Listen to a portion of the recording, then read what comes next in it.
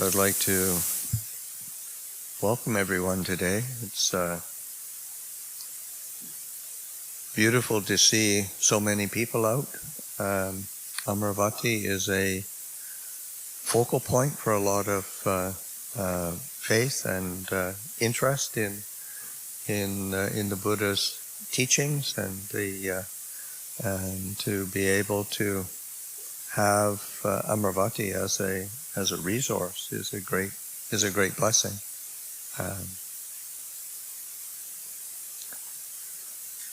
The monastery that Ajahn Pasanno and I established, it was 1996, has quite a different flavor.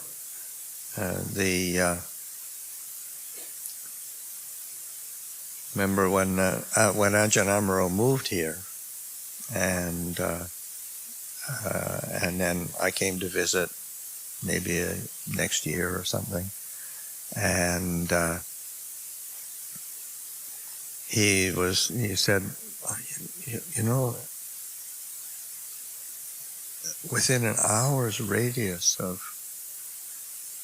Amaravati, there's about 20 million people. And Amaravati is England is a very small country with a lot of people, actually. And so that makes Amaravati very accessible. I think, to say, within an hour radius of our monastery, I doubt we could get 20,000 people. It's very much out in the countryside, and is being in America, distances are much greater. So I like to go to the airport. It's a 3-hour drive if there's no traffic. So it's a different scale. But what it does is also make it accessible for so many people. And that was Ajahn Sumedho's vision years and years ago, to be able to provide an opportunity for English people, and probably at that time he didn't quite realize that it would end up being a resource for so many places in Europe, because even Europe's not that far away, really. So it's just having this resource, and then seeing people coming out on a day like today. Wisaka Puja is a special day in the Buddhist calendar, and the traditional Buddhist cultures, Sri Lankan, Thai,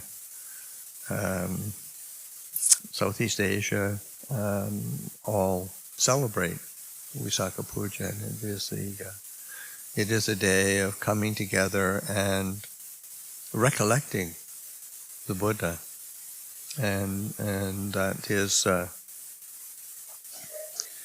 something that is important. Sometimes we can think of Buddhism as a somewhat individual. Everybody sits by themselves meditating all the time, which is really not the case at all. But the Buddha did place a lot of emphasis on both the internal investigation, contemplation, development, cultivation, and also an external, having good spiritual friendships, having contact and connection with fellow seekers. And so that a day like Wisaka Puja is a great opportunity to come together, meet spiritual friends that one might not have seen for a while, or spend more time with spiritual friends who you've just seen, and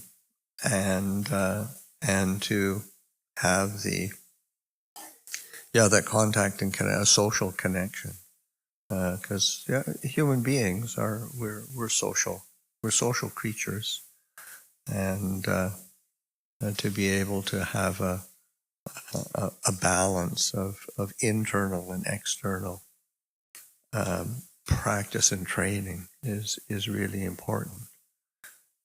So today being Wisaka Puja is a day of recollecting the Buddha's birth, his awakening, and his death, his parinibbana. They all took place on the full moon day of May, of course not on the same day, but because the Buddha was his birth took place in along the border area of in Lumbini, and then his awakening took place when he was age 35, and in Bodh Gaya, and then his passing away took place in Kusinara when he was 80. But they all were on the full moon day of May. And so these are special days in the Buddhist calendar. And in the suttas, in the Mahaparinibbana Sutta, the Buddha actually says that there are 4 particular sites that are special and are worthy of making pilgrimage to.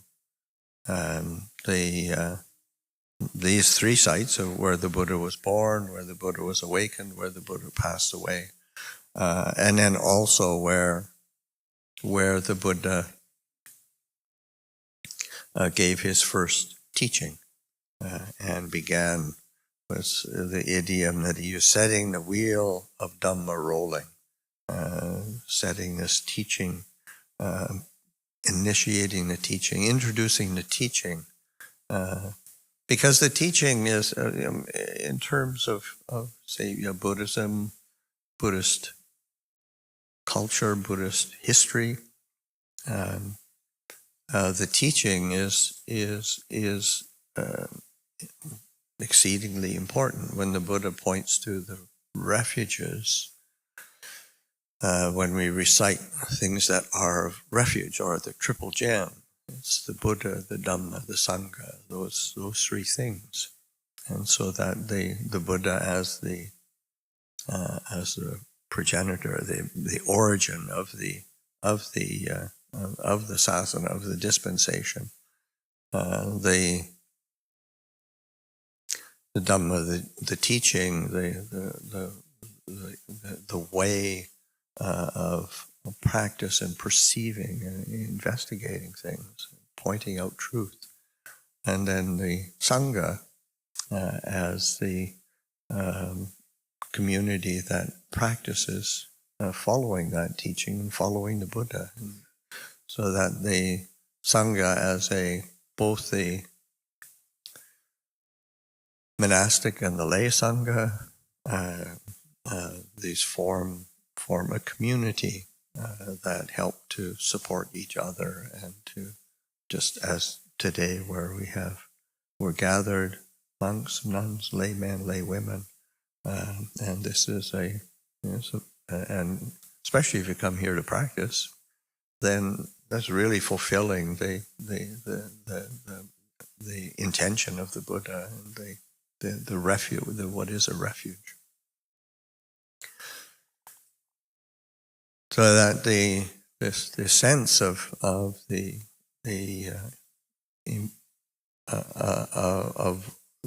these working together, and also just the Buddha.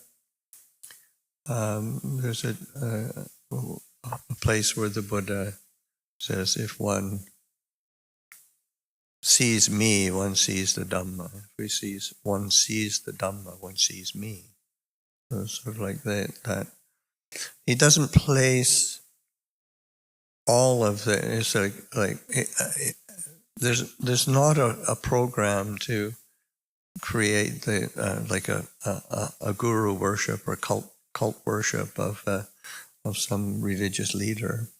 He is the one who points out the teaching, points out the way, and if one practiced that, one would realize what the Buddha is, what that being has accomplished, and what qualities he encompasses. It's just by being interested and willing to learn the teachings, practice the teachings, put the teachings into one's daily life. One starts to get a feel for what's it mean to be a fully awakened Buddha, and which is amazing as a religion. It's quite revolutionary, or it's quite mature. But it's up to us to also be mature. So it's one of the things. It's like we have to grow up and be a follower of the Buddha's teaching. So it's sort of one of the aspirations. It's not just by reaching a certain age that one is okay. One is actually mature. I'm still trying, still working on it. So this sense of seeing the Tathagata, the Buddha, and seeing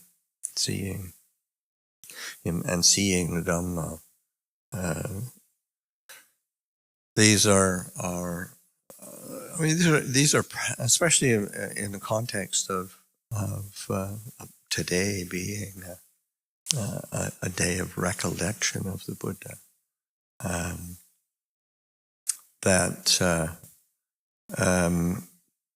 There is one of the practices that is recommended by the Buddha is Buddhanussati. Anussati is to recollect, so that recollection of the Buddha, and to recollect the Buddha as a practice. It's learning how, because sometimes we just we think, if only I could just stop my mind, or get my mind to shut up. And somehow I would be peaceful and be still and have amazing insights into liberation. But we really have to learn how to use the mind skillfully. We have to train the mind to consider and to reflect, to investigate, and to turn its attention in the right way, and so that using Buddhanussati is a really skillful means of developing that ability to turn attention toward that which is really wholesome. Because what you're trying to do is develop a continuity of skillful, wholesome mental states. That's what makes the mind bright. That's what makes the mind peaceful. That's what allows the heart to really be full. And actually, there's a discourse where the Buddha is asked. The Buddha is going on. He's going on like a walking pilgrimage, we'd say in Thai, tudong. He's going off with the monks and going for wandering through the countryside and practicing and teaching, kind of a pilgrimage. And he was at Kapilavatthu, where the Buddha himself was born. It was Buddha's birthplace, or where he grew up, rather. And the leader of the Sakyan clan, Mahanama, asks him, while you're away, what is the best way to hold the mind, or what do we do with our minds while you're away? The undercurrent is, while you're here, we do pretty good at keeping ourselves together. But what do we do when you're not here? And the Buddha recommends to use this recollection of the Buddha, Buddhanussati, recollecting because when you recollect the Buddha as an awakened being, as an awakened teacher, then the mind becomes straight. This is not crooked, not sort of deviating off into things that are create problems. He says it's straight because it is not overwhelmed by greed, not overwhelmed by hatred, not overwhelmed by delusion. And when the mind is straight like this and recollecting in a skillful way, then there is one gains a sense of the teaching. One gets an appreciation of the teaching. One gains an appreciation of the teaching, inspiration in the teaching, the inspiration in the Dhamma. And with that inspiration, the mind there's a certain kind of delight or joy that comes to the mind.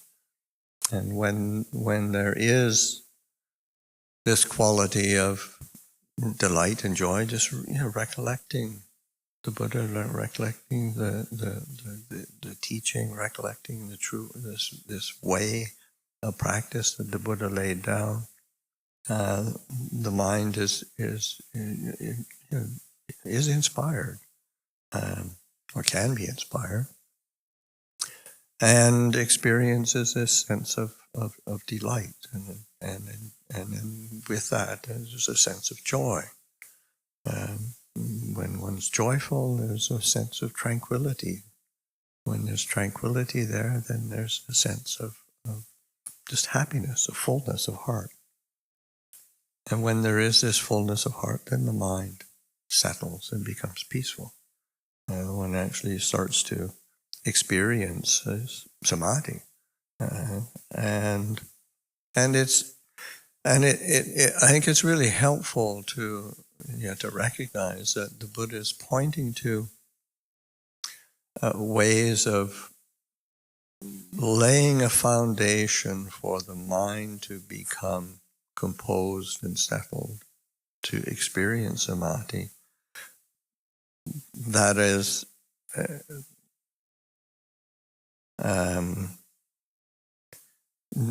not just based on concentrating and focusing. I'm just trying to force the mind into stillness, or force the mind into submission somehow. But learning how to seed the mind with these qualities of skillfulness and aligning with the Dhamma, and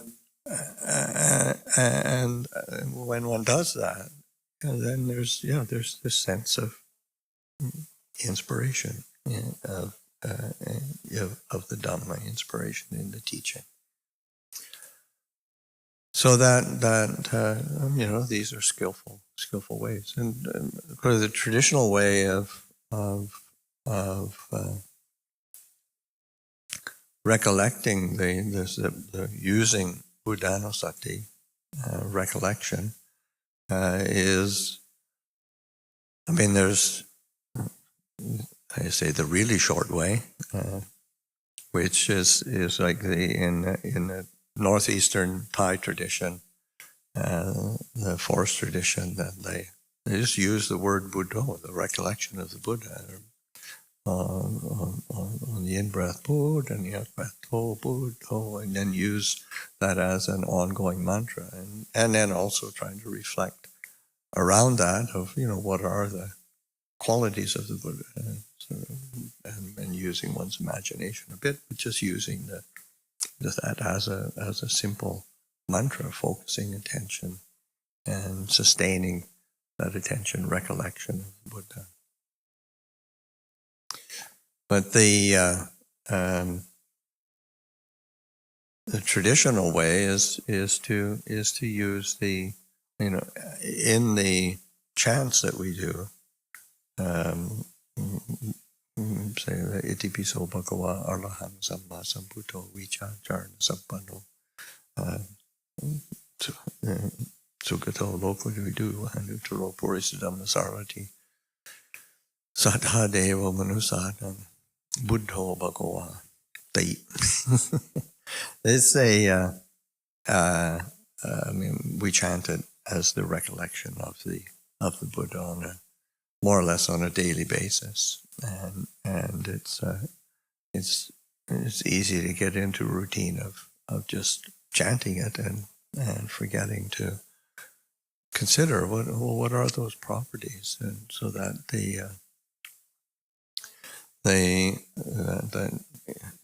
is indeed the Arahant, the pure one. There is a sense of somebody, the Buddha being somebody who has freed the heart from greed, hatred, and delusion. So that's literally what, I'm not sure in Pali, but certainly in the Thai language, when they define, I think it's a commentary or a definition, the Arahant being one who's pure, but also far from defilement, which is an interesting, rather than he's the one who destroyed defilement, annihilated defilement. He's far from defilement, so that the mind is still and clear, and one doesn't need, when you realize this, one doesn't need to pick up the defilements. They're there for the taking for anybody. The world is full, and it's all around us. But certainly in our habitual conditioning as well, do we really want to pick it up? And it's like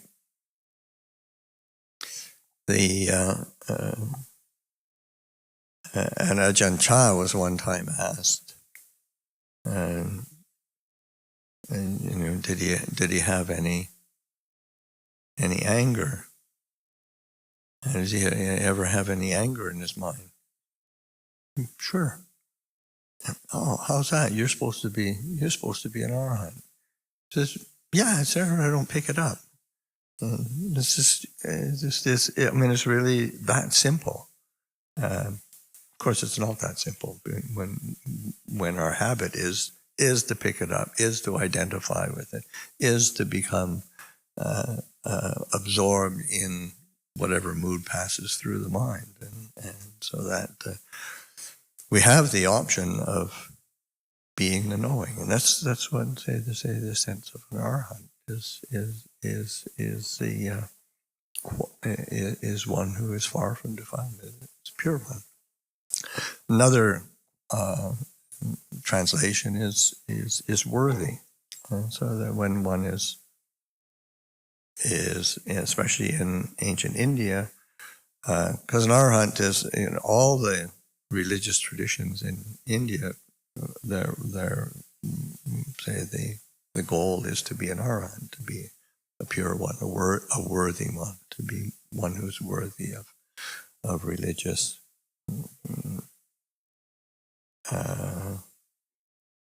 acknowledgement or recognition, understanding. And Sambuddho is the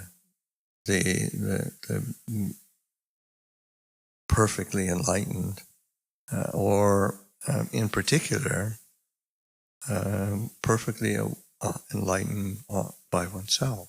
In that sense, the Buddha was the first person to really understand what it meant to be totally and completely free, and then to be able to teach that and to pass that on is the great gift of the Buddha, the great example of the Buddha. The presence of the Buddha is there. He is able to have, through his own practice and training and sacrifice and integrity and wisdom, it was really able to penetrate. And this is something that, because sometimes religious seekers are one's looking for some astounding quality, some kind of some kind of special powers, or some kind of special presence, or something that you can point to, and the Buddha didn't really place much emphasis on that. It's not that he didn't have special qualities, but to him it was the really important thing was that he understood his mind and was free from greed, hatred, and delusion. It was free from his thoughts and feelings and moods and preferences. It's like there is a discourse in the Majjhima Nikaya. I can't remember what number it is. But Ananda is talking with a group of monks, and he's recounting some of the special things that he's witnessed, or he's heard from the Buddha, or he's witnessed himself in the Buddha's life, and he's recounting it to the monks, and of course everybody's fascinated. I mean, who wouldn't be? These are the Buddha's. He's recounting the birth of the Buddha, where he took 7 steps, and after being born, and spoke and declared himself foremost in the world. It's kind of special. and many other things that he witnessed or he heard from the Buddha. And then the Buddha comes along and asks, what's the conversation about? What's it talking? And the Buddha said, we're talking about the wonderful and marvelous qualities of the Buddha. And the sutta's name is actually Wonderful and Marvelous. And the wonderful and marvelous qualities of the Buddha. And the Buddha said, oh yeah, well, and what was that? And so Ananda goes through them and elucidates them. And then the Buddha just sort of acknowledged it. Yeah, it's true. He said, but you want to hear what's really marvelous and wonderful? And of course, everybody's, yes, please, he said. And the Buddha's take on that, what is truly wonderful and marvelous, the Tathagata, the Buddha, knows feelings as they arise, knows feelings as they establish themselves in the mind, he knows feelings as they cease, knows memories, perceptions and memories in the mind as they arise, as they establish, as they cease. It knows thoughts as they arise and they establish them and they cease. So that there's this clear understanding of the mind, its capability, its quirks, and not being entangled in the mind. And that is really wonderful and marvelous. So and I remember living with my own teacher, Ajahn Chah, and he, he's somebody who did, similarly had. I mean, I wouldn't compare it to the Buddha, but he similarly had this many special things happen around him, but what he placed importance on was always what is it that allows one to be able to see suffering, see the end of suffering. And that much is enough. Don't get lost in anything in the rest of it. So that sense of the of that what is the knowledge of a Samma Sambuddha, a fully awakened being. There is this knowledge, but there's also a freedom from, how do you say, the identification with that knowledge, and that's incredibly special. And so that's why the Buddha is still an example to the world after 2,500 years. There's 25 years has passed, and there's not that many people that have replicated what the Buddha did, and to be able to pass it on to others we are extremely fortunate to have come across Buddhism, whether we're born in a traditional Buddhist culture, or we're in a Western culture where we hadn't been introduced at all. Being able to have been exposed and drawn close to, seen the value in it. It's an extremely fortunate thing. Vijja Charana Sampanno is impeccable in conduct and understanding. So vijja is knowledge, understanding, true knowledge. Sampanno is like impeccable, complete, full, perfect.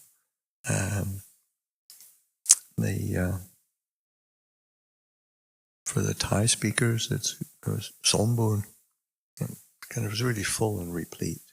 There's a nice meaning to that.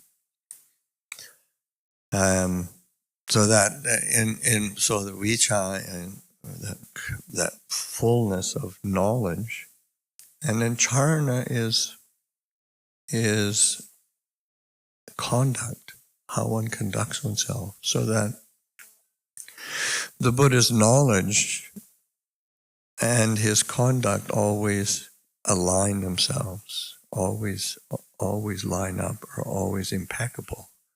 And that's something that is,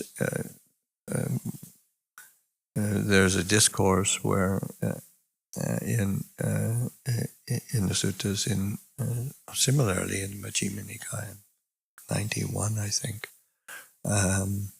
where an old Brahmin has been hearing about this Buddha, and he sends a student to go and study with the Buddha and see, is he the real deal or what?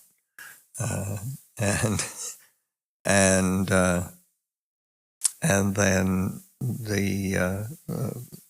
that young Brahmin went and spent I think it was about 10 months or something with the Buddha.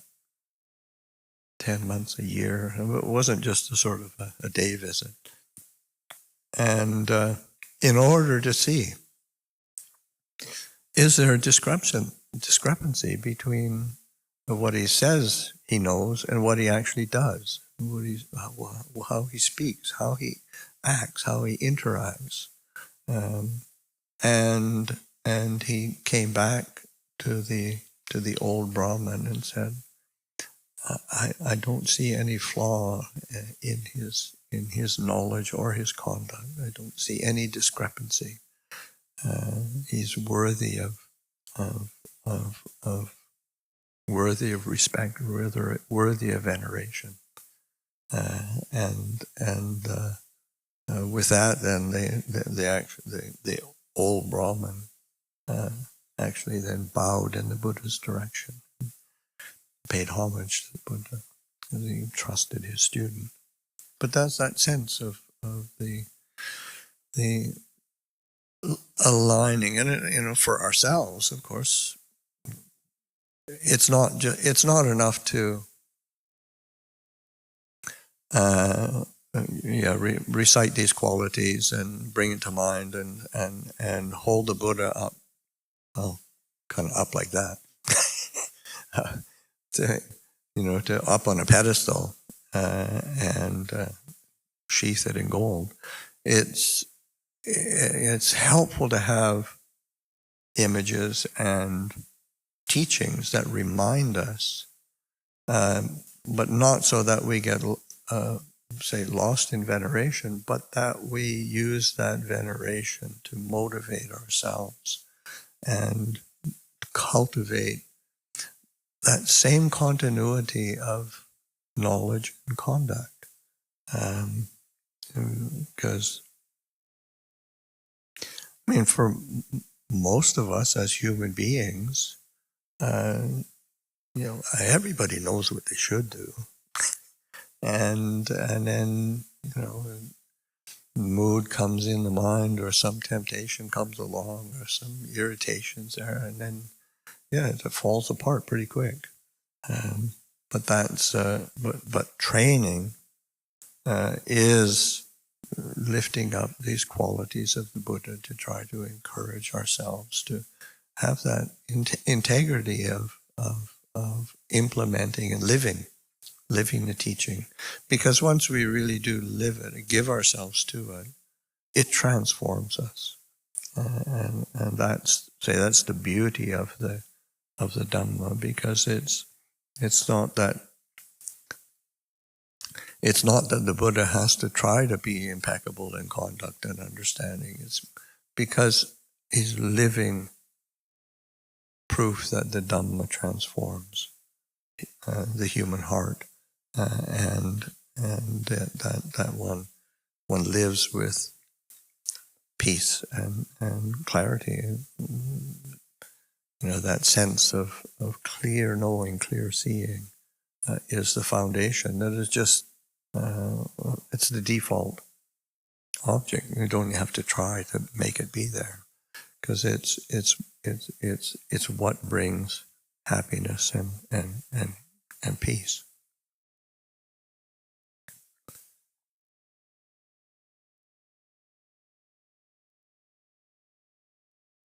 Sukhato is translated as the worthy one, and as a word, sukhato, su is a prefix which means like good, beautiful.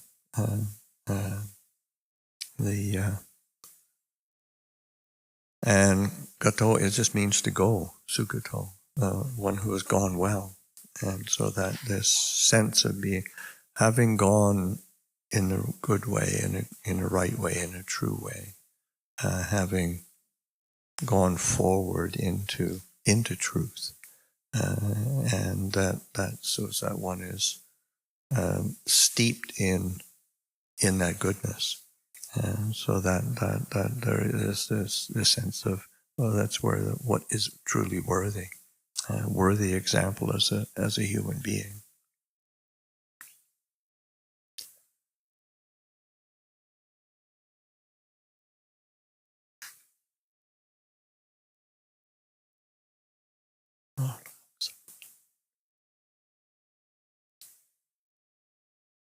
Loka we do. I have to recite it. Right? This is just to actually to remind myself, because this is the sort of thing that you know it so well, but it's usually because you're chanting it. You don't go through it individually. It's not the same. So that lokavidi, knower of the worlds. So that the sense of the understanding the world and understand a knower of the Buddha being a knower of the world. It's not that he has to know the moon and the stars and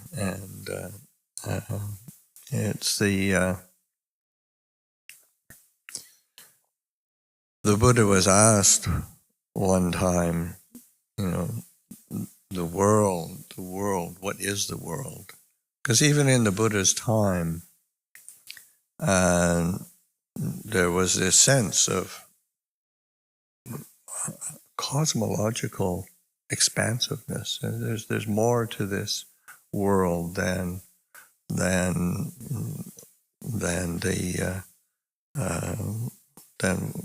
what's immediately apparent. Both in terms of an external cosmos and other worlds, or planets, whatever. Time span was huge. And then also the kind of the worlds of celestial beings and hungry ghosts and the Brahma worlds. It's the world system was a lot more complicated than your regular rational materialist. So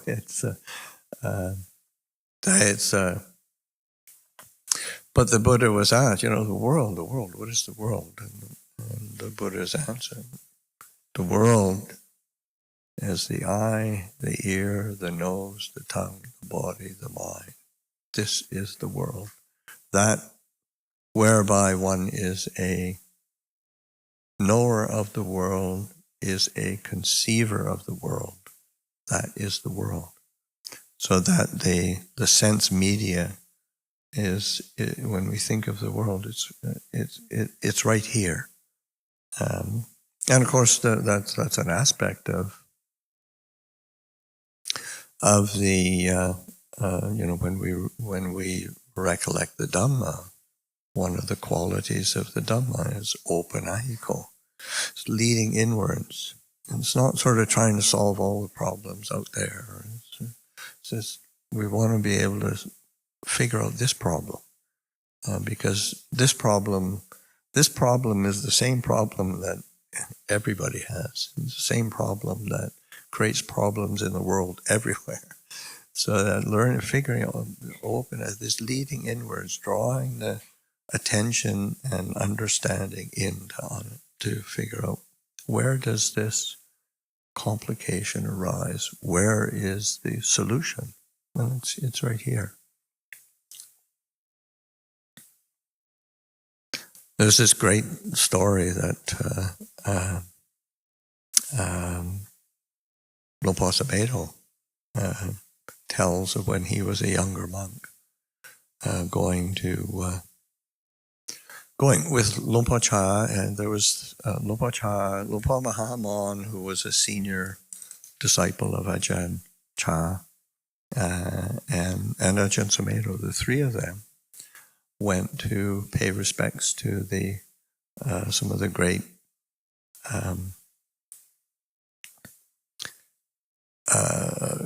disciples of Ajahn Mun, in kind of the northern part of the northeast of Thailand. And they had the opportunity to pay respects to several of those monks who were still alive and teaching then. And one of the monks they went to pay respects to was Luang Por Khao, who is similarly, along with, say, Ajahn Mahabua at that time, was considered by most everybody as an arhat, completely awakened. And they got there, and Luang Por Khao was a Luang Por. He was like Luang Por means venerable grandfather. So he was old, and because he ordained much later in life. By the time he ordained, he was in his 40s, and then he'd been a monk for quite some time then, so he was quite elderly. And they went to pay respects, and of course, he's an older monk, and so his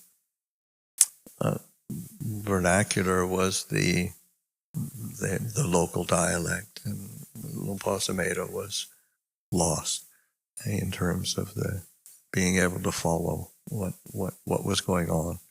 But he said they were just having such a animated conversations, and Luang Por Khao kind of teaching and instructing and bantering back and forth, and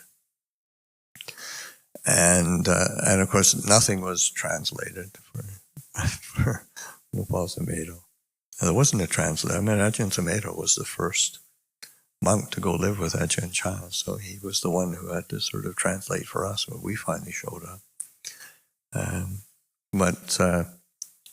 So anyway, he didn't understand anything that was going on, and then after being there for quite some time, then they bow to take their leave, and then Ajahn Pasanno, being the junior monk, he's waiting for Ajahn Chah and Ajahn Mahamon to go out ahead of him. So that's the polite thing to do.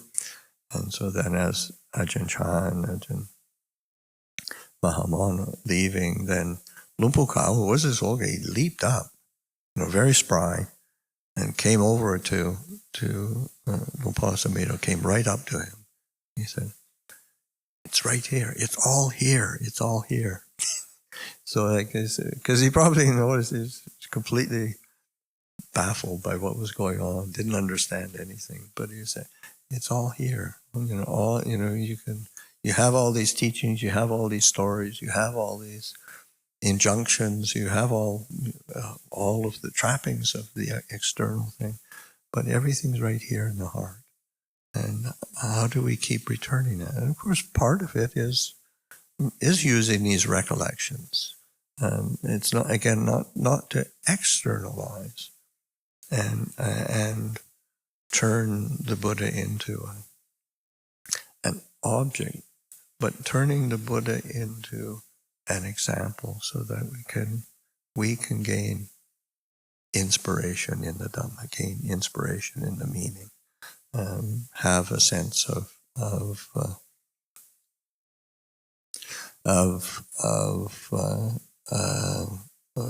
motivation to live these teachings and put them into practice.